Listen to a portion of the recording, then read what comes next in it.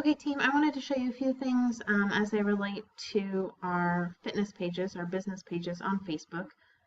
It's very possible that you already know these things, but I don't want to make that assumption because they're awesome tools that we can be using for free, and if you don't know about them, you should. So anyways, so you set up a fitness page when you become a coach, and this is totally optional. It doesn't have to be done. There are many coaches that run their business straight out of their personal page. There's pros and cons to both. A couple of the pros to having a fitness page is that you don't have to open up your personal life, your personal page to anyone and everyone. A fitness page, a business page allows you to access and communicate with the public and be able to choose what you're communicating. And so it just kind of, protects you, protects your family, gives you a little bit of privacy. And then the other thing is that business pages are set up to support businesses. So there are tools that can really help you that you can't use or do with your personal Facebook. So whatever you decide, totally up to you. And you can always start with your personal Facebook and then, move into doing a page. I do recommend that even if you set up a fitness page, that you still post on your personal page because there's going to be friends and family and all that aren't necessarily going to catch the first time that you post about this new adventure that you're on. And just because it's part of your life, I think that the more that we normalize the whole happy, healthy living that we're working hard on, the more that people aren't going to be necessarily annoyed by our posts, or that we can just get comfortable ourselves. Because honestly, I don't really care what the people on my friends list think about me posting about a workout or anything like that, because I know that those things are helping me reach my goals, my own personal fitness goals, my life goals, business goals. And so, if they don't want to see it, they can either hide me or they can unfriend me. Most of the time people honestly are okay with it, and they're probably craving it because Facebook is full of negative stuff and people struggling and people complaining, and so a little bit of light on all that is great. It's refreshing. So anyway, when you set up your fitness page, invite your friends and family to follow it. Do that through a post on your personal page. Share the link to your fitness page. Explain why you're doing this. Explain, what coaching is for you. Is it added accountability for your health and fitness goals? Is it, helping you take steps towards your dream of being a stay-at-home mom or owning your own business? Or, do you just love how you're feeling with more positive things around you? Whatever it might be, whatever your reason to be coaching, whatever you're getting out of it right this second, share that. And then ask them to, come over and like your page. Another way to be able to get to people, to ask them to like your page, is you can just click on your photo. So here I'm going to go to one of my photos, and if you click on here where it says 11 others, I can see all the people that have liked this photo. If any of these people don't already like my health and fitness page, it'll give me an option to invite them. So click it. That'll send an invitation to their notifications. And if they do, they do. If they don't, they don't. It's a really, really easy and not very scary way to be able to invite people to follow you. Some of them are going to be people that are already, interacting with your page or with your posts and everything, and they just hadn't taken the time to like your page. And the thing is, once they've liked that page, it just helps increase your visibility.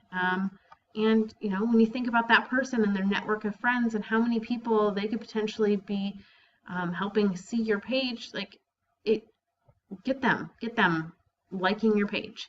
The next thing that I want to show you is insights. So this is really great. You can look at your posts And this is my favorite spot to look. There's so many other things that you can look into. Just dig in there and see what's going on.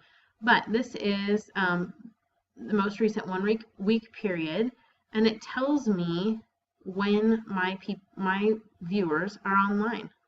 So you can see right up here, so when your fans are online.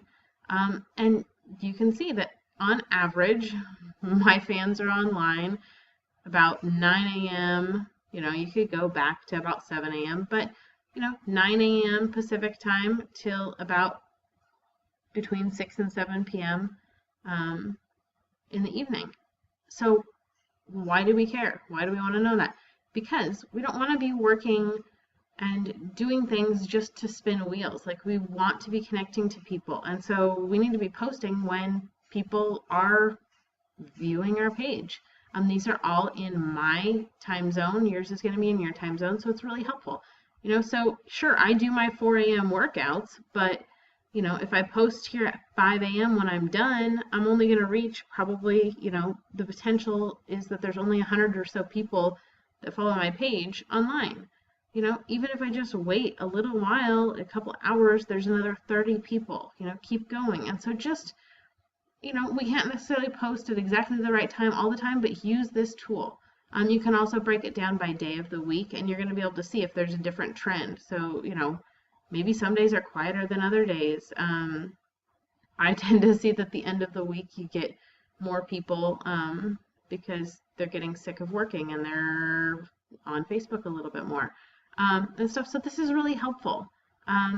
Dig in and see what your posts look like. Then another thing you can look at here with posts is you can see which posts are getting engagement, which types of posts, which specific posts. So here we go. Here are some of my most recent posts, and I got some pretty great engagement with my sewing machine and getting back to that, and then talking about my struggles. You'll see that most of these posts that are going to get lots of engagement are ones where I'm saying that I'm not perfect, and it's not just a sweaty selfie. It's me saying, like, hey, check this out. I struggled this morning. I, yelled at my pillow and said I did not want to get up.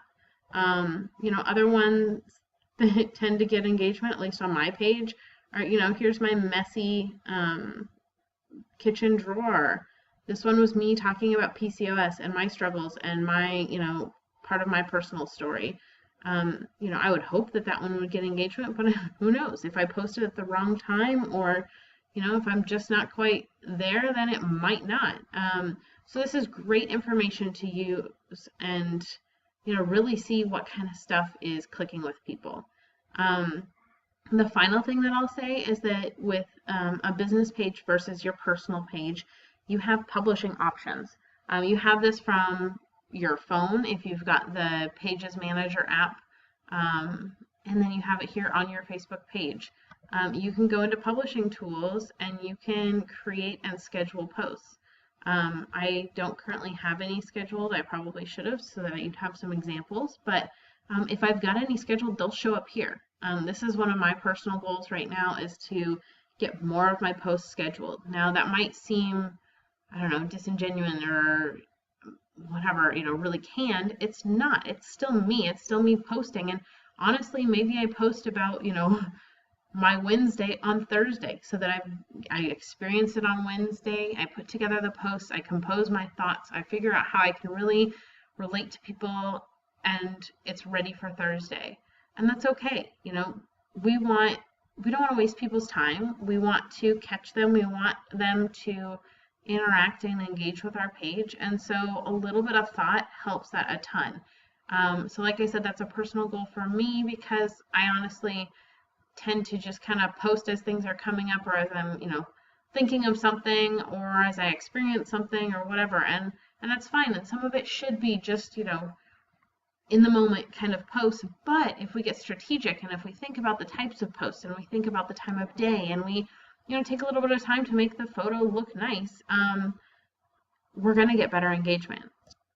So I hope that was helpful. Let me know if you have any questions. As I continue to learn more and more, I'll definitely share.